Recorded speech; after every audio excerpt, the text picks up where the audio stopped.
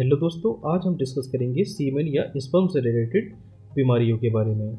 साथ ही साथ जानेंगे यहाँ पर इरेक्टाइल डिसफंक्शन के बारे में, मतलब कि नापुंसकता के बारे में। चलिए दोस्तों शुरू करते हैं। तो सबसे पहले यहाँ पर हम जानेंगे सिल्डेनाफिल सिट्रेट टैबलेट के बारे में। तो ये अलग अलग ब्रांड नेम से मार्केट में अवेलेबल होता है, जैसे कि मैनफोर्स, सैनफोर्स 100 और बाइकेरा 100। तो ये सब इसके ब्रांड नेम होते हैं, जबकि यहाँ पर सभी में सिल्डेनाफिल सिट्रेट पाया जाता है। तो सिल्डेनाफिल सिट्रेट जो होता है वो PDE5 क्लास की मेडिसिन होती है। PDE5 होता है फॉस्फोडाइएस्टेरेस। तो बात कर लेते हैं इसके यूज़ के बारे में। तो इसका यूज़ कहाँ कहाँ पर कब किया जाता है? तो इसका यूज़ इरेक्टाइल डिसफंक्शन के केस में किया जाता है, मतलब कि इम्पोटेंसी मतलब कि नापुंसकता में इसका यूज़ किया जाता है।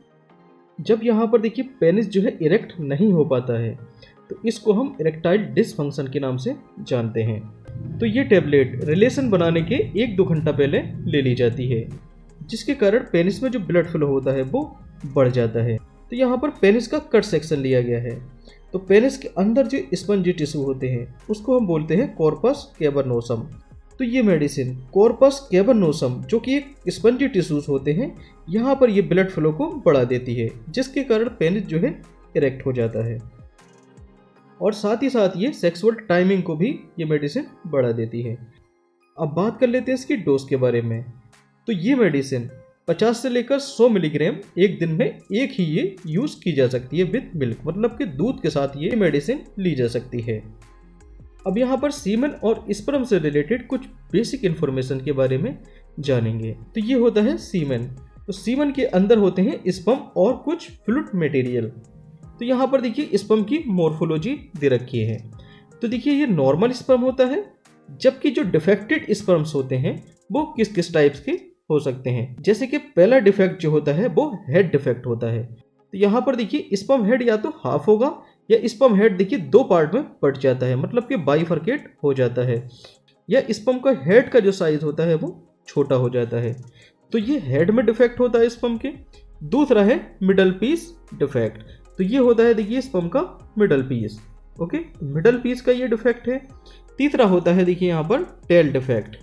अगर यहाँ पर देखिए टेल डिफेक्ट हो जाता है, मतलब कि इसकी पूंछ जो होती है स्पर्म की, अगर इसमें डिफेक्ट हो जाता है तो स्पर्म की जो मोटिलिटी होती है, मतलब इसकी गति करने की जो स्पीड होती है वो कम हो जाती है। नेक्स्ट बात करेंगे स्पर्म की क्वांटिटी के बारे में। तो स्पर्म का जो नॉर्मल काउंट होता है, अगर देखिए 1 ml सीमेन में 15 मिलियन से ज़्यादा अगर स्पर्म होते हैं तो इसको नॉर्मोस्पर्मिया के नाम से जाना जाता है, मतलब कि नॉर्मल स्पर्म काउंट के नाम से इसको जाना जाता है। यही बात कर लेते हैं ओलिगोस्पर्मिया के बारे में। तो ओलिगो मतलब होता है देखिए फ्यू, मतलब कि कम। तो ओलिगोस्पर्मिया में क्या हो जाता है, जो स्पर्म काउंट होता है उसका नंबर जो है घट जाता है। तो इसको हम देखिए लो स्पर्म काउंट के नाम से भी जानते हैं। अगर 1 ml सीमेन में 15 मिलियन से कम स्पर्म हो जाते हैं तो इसको हम ओलिगोस्पर्मिया के नाम से जानते हैं। नेक्स्ट आता है एज़ोस्पर्मिया। अगर मेडिकल टर्म में किसी भी शब्द के आगे अगर ए शब्द लग जाता है तो उसका मतलब होता है एब्सेंट, मतलब कि ना होना। तो यहाँ पर अगर देखिए सीमेन में कोई स्पर्म नहीं मिल रहा है तो इसको हम एज़ोस्पर्मिया के नाम से जानते हैं। तो ये थे कुछ स्पर्म से रिलेटेड डिफेक्ट्स।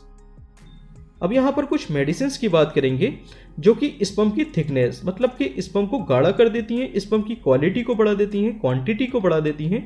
इरेक्टाइल डिसफंक्शन मतलब कि पेनिस इरेक्ट करने में ये सहयोगी होती हैं, और ये हमारी बॉडी की जो इम्यूनिटी है उसको भी बढ़ा देती हैं। तो यहाँ पर कौन कौन सी ऐसी मेडिसिन्स होती हैं?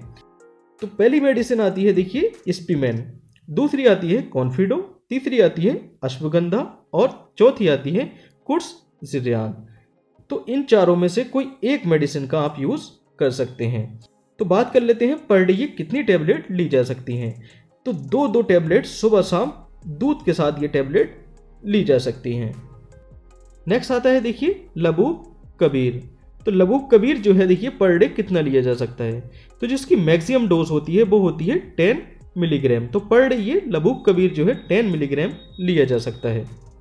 साथ ही साथ देखिए कुछ टैबलेट्स होती हैं जैसे कि डीफ्रैग, मैक्यूटेन और फर्टिस्योर एम। तो इन मेडिसिन के साथ साथ ये टैबलेट्स भी ली जा सकती हैं। तो यहाँ पर देखिए डिफ्रैक, मैक्यू10 और फर्टिस्योर में क्या क्या पाया जाता है। तो देखिए यहाँ पर तीनों टेबलेट में कोएंजाइम Q10 जो है कॉमन रहता है। तो यहाँ पर इन तीनों में से कोई एक टेबलेट आप यूज़ कर सकते हैं।